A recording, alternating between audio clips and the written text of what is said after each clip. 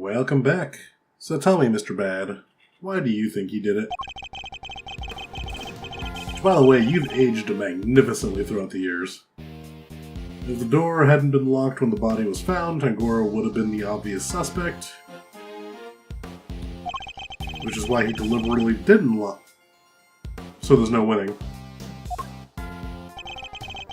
And why he smashed in the lid of the treasure chest so the body was on full display. Everyone was supposed to gather in his room when the judging finished up, so he made it look like the murder happened while he wasn't there.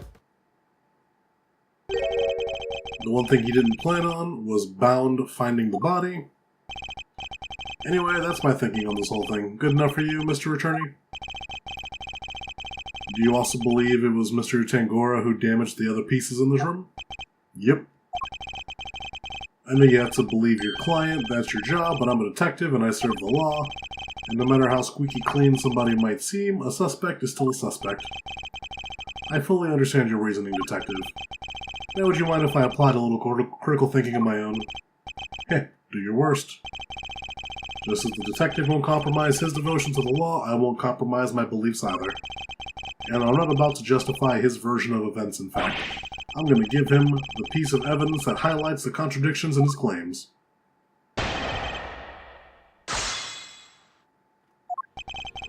If the door hadn't been locked when the body was found, Tangora would have been the obvious suspect, which is why he deliberately didn't lock the room, which means he loses no matter what. Like, it doesn't matter what universe he's not the criminal, he's guilty to you in all of them. Because the door's either locked or not locked, which means he either did it or deliberately didn't. And why he smashed the bot? Wait, he didn't. We know that.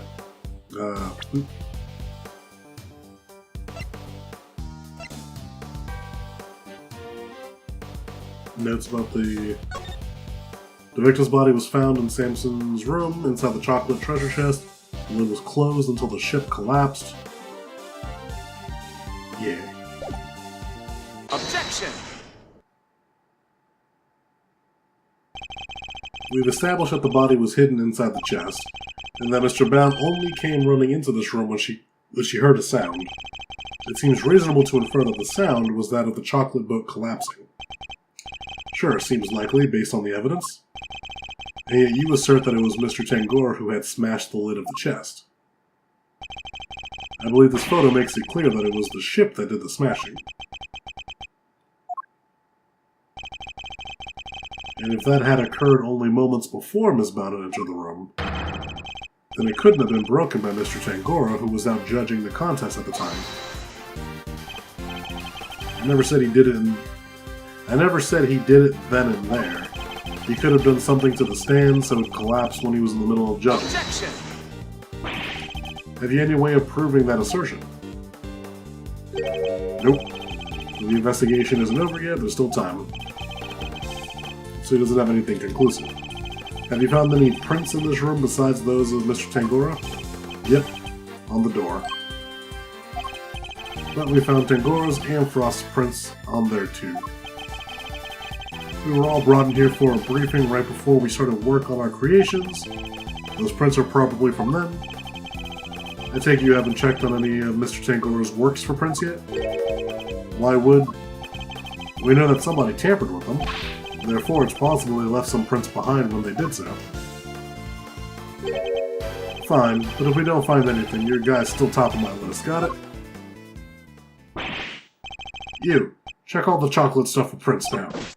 Yes, sir, right away. Detective Bed, we finished dusting the chocolate, and we found prints that don't belong to Mr. Tangora, sir. Go on, whose? Delicia Scone, sir. She's one of the contestants. Good work. You can go back to whatever you were investigating before. Yes, sir. So it seems we have a suspect besides Mr. Tangora. Even without your lawyerly input, I wasn't about to wrap up the investigation anyway. I'll go speak to Miss Scone and see what she has to say for herself. Delicia Scone. Delicious Scone. Mr. Gusto mentioned her too. He said that she was ruthless, that she'd do anything to win. The Scone Lady sounds like a pretty suspicious character, huh, Mr. E? Yes, I think we better try to speak with her ourselves as well. Detective Bad, would you mind if we accompanied you? Babysitting you was not my job. Ah, come on. But, I guess you did pick up a couple useful clues already. So if you want to tag along, be my guest. Thank you, Detective. You're too kind.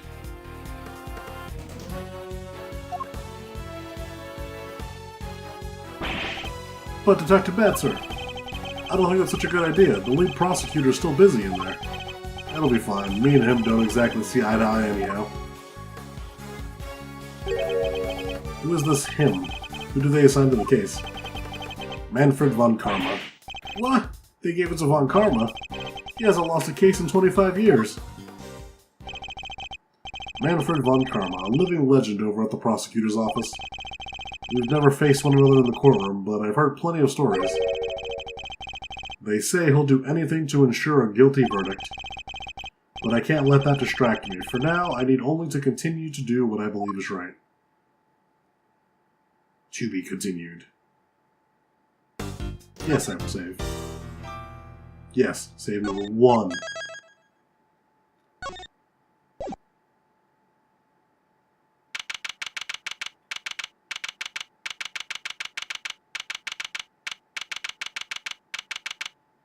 She looks so innocent. It was her. She's guilty. There's no way around it. She looks too sweet and innocent. I refuse to believe. And I feel like it's setting, like, it's definitely not her. It's too early. I feel like anyone that we're accusing this early on is not going to be it. Let's see. Whoa, it came to castle, and look, there are even some little elves to go with it.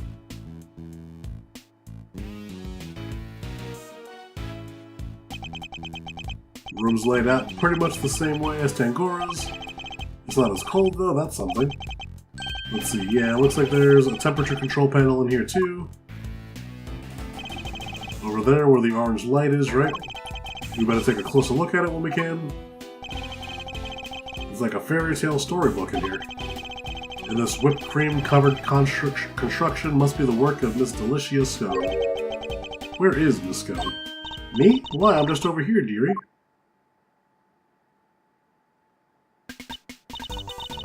Oh, just look at you lovely boys. Delicia Scone at your service. Some cheeky blighters back in Blighty even call me Miss Delicious, teehee. Called a lovely boy at 34, unexpected to say the least. Oh! Oh, my heart, I'm older than him. Oh, fuck. Ah, he looks so old. I'm older. I'm 35. I'm older by 1 year.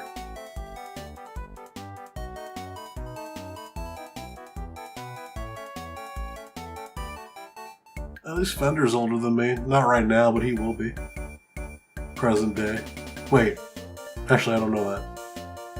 How much time passed between now and then? Fuck, am I the oldest character in this game? No, Bad. Bad's older than me. Probably. Fuck. Ah. Oh yes, dear, you. I read that right? Lovely boy at 34. Fuck. I'm old. You, the detective over there, you're all lovely boys to me. I'm nobody's lovely boy, lady. Name's Bad. I'm older than this guy. Shit. Do I look good for my age, or does he just look terrible?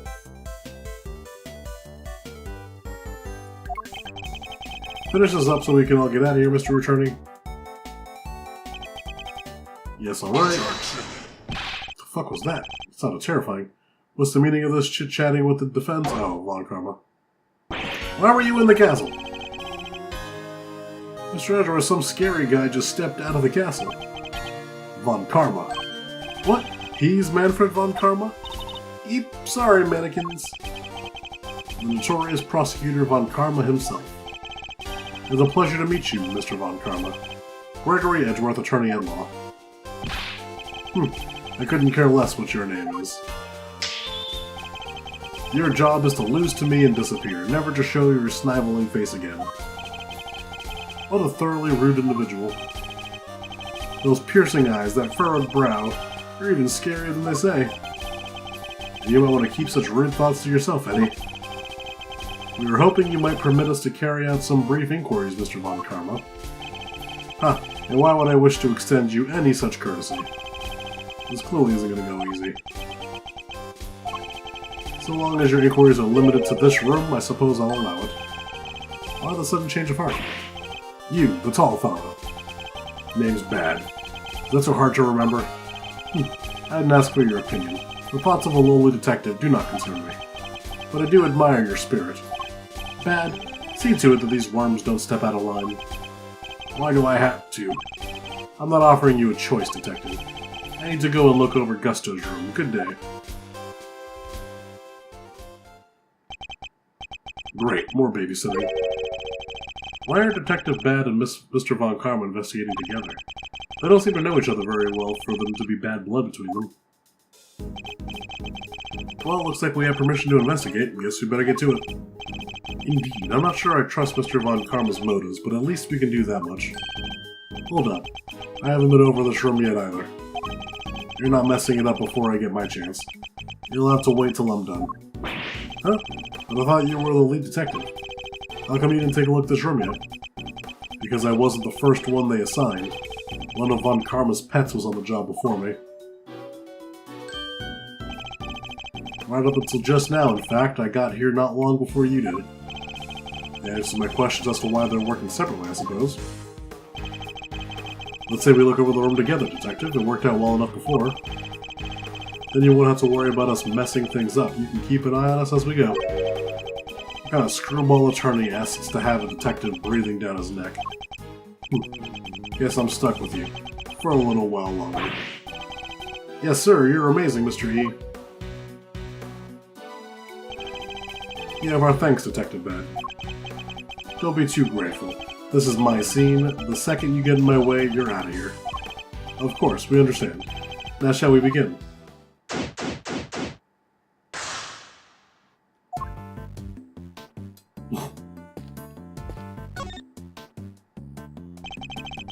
It's an incredible piece of work. Hard to believe this whole castle is made out of sugar and cream.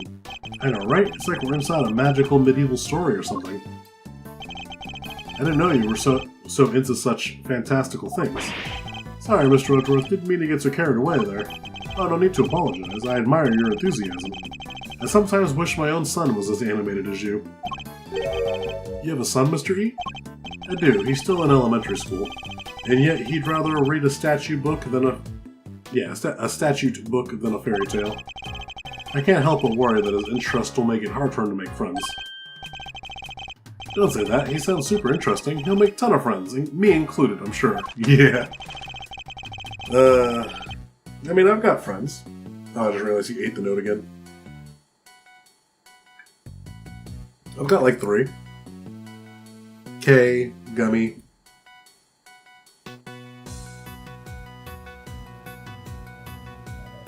Okay, I have 2. Yeah. Yeah. I mean, there's I forget their name, the old lady, and my friend who always gets in trouble, but I don't really call them friends, they call me friends. I like to think he'd be more of a big brother to him than a friend, Eddie. Hee, a big brother, huh? Guess I have some growing up to do. Better take this more seriously. Indeed. Then with that in mind, shall we continue our investigation? Scour the scene.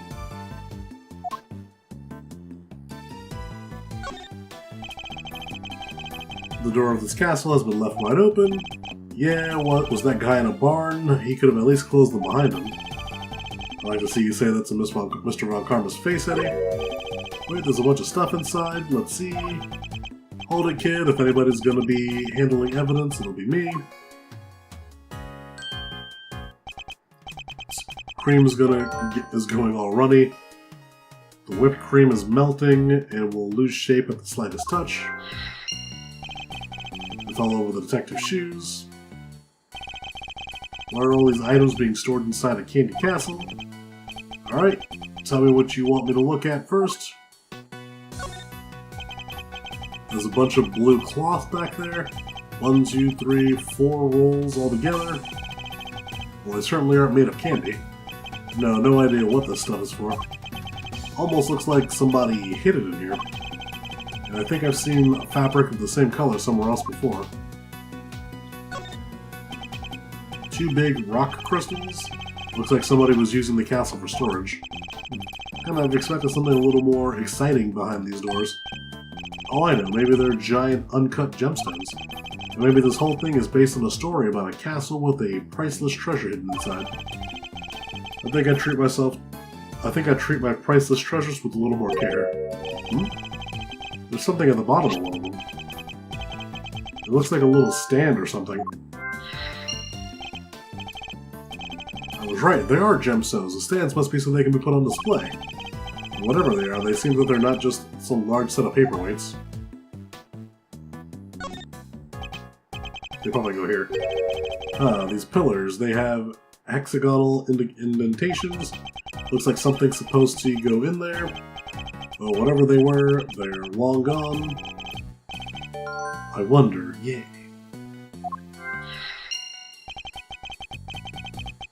Castle's covered in whipped cream, so maybe a giant strawberry. A giant strawberry with a hexagonal bottom. Look, I like strawberries, okay? Can't blame a guy for wishing. I prefer bananas myself. Blueberries for me. That seems to be everything.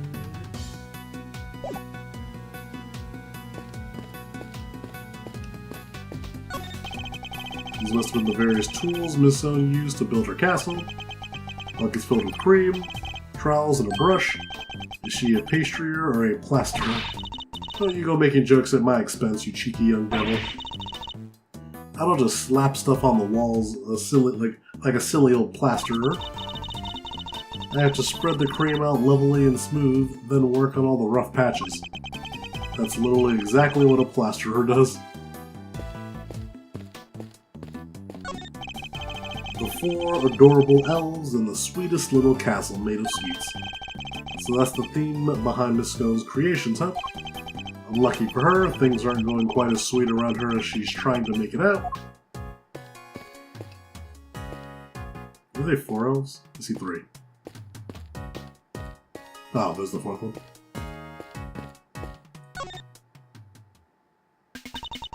Sigh. What's the matter, Miss Zone? You seem a whole lot less cheerful than you were a minute ago. Is it Mr. Von Karma? Did something happen between you two? Why, yes, nothing happened at all. Huh? Well, you just said yes. Tiki, that was a hello yes, you silly boy. Aren't you just the sweetest little sugar dumpling? Remind me, what was your name again? Oh, Eddie. Eddie Lumpkin. Oh, you'll go far, dearie, I can tell. Eddie Lumpkin? It seems our English gentlewoman has taken a liking to you, Eddie. No small accomplishment. It's not exactly what I picture when I think of a gentlewoman, Mr. E. Never mind that now. We should ask her a few questions while we can. Could you tell us about what you did over the course of the contest? Of course, dearie. Let's see. It all started about 10 in the morning. That's when we set out to work. And, well, I spent most of the time here in my room getting everything ready, as you'd expect. Oh, and then there was a lovely afternoon tea for an hour or so, from around 1, I think? Afternoon tea? It's an English tradition, a chance to drink tea, enjoy a snack, and make small talk. So kind of like recess? I suppose you could say that? Oh, you really know your onions, don't you, Gregory Pegleg? Such a clever boy. When did I become Greggy? And where was this afternoon tea served? Out in the garden, of course. There's a lovely little one just outside. They do it all the same hour, every break time during the contest. Lay out a nice little spread, you know? But today, only me, Samson Sillypants, and Moody Judy were there for it. Sammy Poople had already finished his big creation, so he was there. He was there the whole time. The poor old Chillywinks and Gusty Pants had to miss out because they hadn't finished yet. Bless them. You're saying everyone except Mr. Frost and Mr. Gusto was present? That's right, dear. To tell you the truth, I hadn't finished yet either. but I wasn't about to miss out on tea and cake served by our two TV superstars. I went right back to work when I finished, though. Tooted off while the others were still nattering away. At any point during the contest, did you visit any of the other competitors' rooms? What? No, dude, don't be silly. That's strange, because your fingerprints were found in Mr. Tangora's rooms. Eek, caught red-handed. Wait, so you were there? Oh, well, I can hardly deny it now, can I? But I didn't kill anybody, I swear. I suppose I better tell you what really happened. Just promise you'll believe me, won't you, dear? What exactly were you doing in Mr. Tangora's room? Well, I suppose you'd call it research. Research? Sammy People's a dab hand when it comes to the old sweet making, everybody knows it. So when I noticed there was no one in there, I just popped in for a quick bit of research, like I say. What kind of research leaves fingerprints? Yes, that, well, it stands to reason I'd leave fingerprints, doesn't it? After all, it's hardly research if you don't have a little nibble now, is it?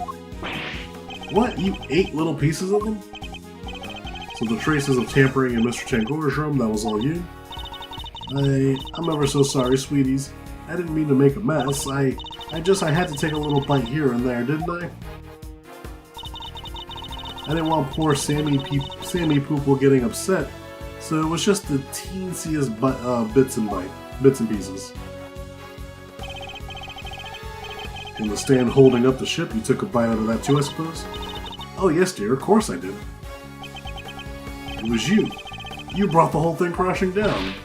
Eek, I'm sorry, my lovely. Truly I am. Hold on. Is that why you left the afternoon tea early? You were heading off for a second helping of sweets? Look, just please believe me, I never killed anybody, I promise.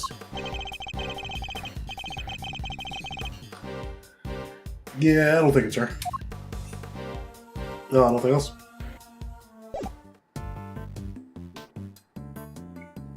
Fair enough.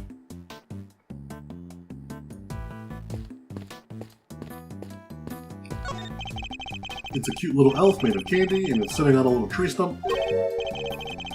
Huh. The whipped cream decorations around it are beginning to lose their shape. But the elf seems completely fine, strange. Oh, we can't go back that way.